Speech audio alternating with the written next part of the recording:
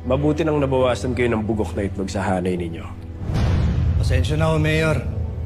Pero kabaro rin namin si Robles. At sa tingin ko, hindi naman yun pinanganak na bugok na itlog. Nagkaroon lang siguro ng mga maling desisyon, naipit sa sitwasyon. O baka nasilaw sa pera. Ang totoong bugok, yung amo niya. Biruin mo, ginamit lang siya tapos nung nagkaulihan. Pinaligpit lang na parang ganun lang.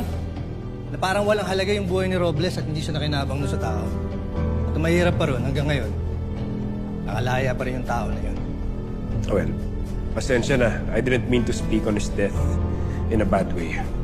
Pero tama ka, Lieutenant Conde. Dapat natin mahuli yung mga matay sa kanya.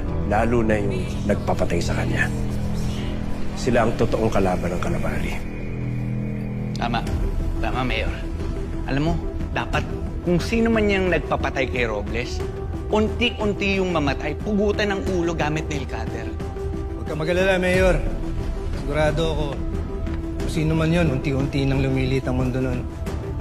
At hindi magtatagal. Makahuli din natin yun.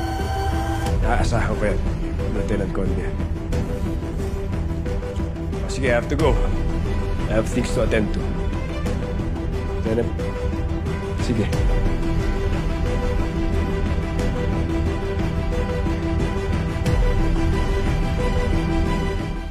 Wala ba kayo napapansin doon kay Mayor? Napansin mo rin? Iba na yung pagka-deepset ng mata niya, parang wala na siyang sustansya sa katawan. Ewan ko ba kung bakit na-typan niya ni Cecilia? No? Hindi yun. Ano bang ibig sabihin mo, Bok?